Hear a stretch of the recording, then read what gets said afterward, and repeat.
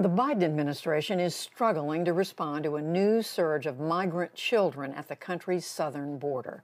Our Yamiche Alcindor takes a deeper look at the recent increase and how facilities to hold these children are becoming overwhelmed. Judy, the situation at the border is increasingly challenging. According to the New York Times, the number of detained migrant children has tripled in the past 2 weeks. Almost half are being held longer than permitted by law. And in January, the number of unaccompanied children found at the border was more than 1,000 more than in October 2020. To help break all of this down, I'm joined by Teresa Cardinal Brown. She is the Director of Immigration and Cross Border Policy at the Bipartisan Policy Center. Teresa, thanks so much for being here. What's different and most concerning about what's happening right now at the border? And how concerned are you about the trauma that unaccompanied minors and immigrants are facing at the border right now? Well, I think the major difference is that the Biden administration is trying to figure out how it can humanely treat and process the migrants who are coming to the border. The Trump administration's response to unaccompanied children and migrants arriving at the border was to send everyone back home without any sort of process. And the Biden administration wants to do it differently. The challenge it has is that it didn't inherit an infrastructure that would enable it to process the numbers of arrivals in the way it wants to. And so it is scrambling right now, I think, to find places and that it can create new shelter environments that can treat the children well. The law has the process set out for what should happen to unaccompanied children. They first encounter a Border Patrol agent at the border.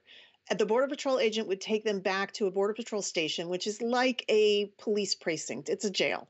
It's not a place for families and kids. And they're not supposed to be there for more than 3 days because the next place they should go is to a Health and Human Services Office of Refugee Resettlement shelter. Those shelters are operated by licensed caregivers who are trained to deal with migrant children. They are around the country, but right now the network is below its capacity because of COVID restrictions. And even if it were to change those COVID restrictions, it has to, whether or not that shelter capacity is sufficient depends on how many children are arriving. So when any part of the system essentially gets backlogged, the children remain in the Border Patrol station. So that's what has to change. The Biden administration has to quickly figure out how quickly it can safely expand that shelter facility and get those kids away from the Border Patrol stations as soon as possible. And the Biden administration has said over and over again, this isn't the time to come. That message obviously is not reaching a lot of migrants. What do you make of that? I'll be honest, I think government messages about coming or not coming have never been successful, no matter which administration has tried it. I think migrants, they decide to leave based on the situation they're leaving, that it's just become untenable where they are. And they're more likely to listen to what they've heard from their networks, their social networks, their family networks, their fellow community members who've already come to the border. What's it like? What's it like? Those decisions tell them when it's time to come to the border more so than any government messaging. And right now, their colleagues are coming in and they're hopeful. I think you can't underestimate the factor that migrants have of just the idea of hope, that coming to the United States is hope for them. And they will take any measure they need to try to capture that hope. And President Biden has been talking about passing an immigration bill. I wonder what you make of whether or not there will be an impact with an immigration bill, or whether or not this is really a people problem, a logistics problem, a child problem.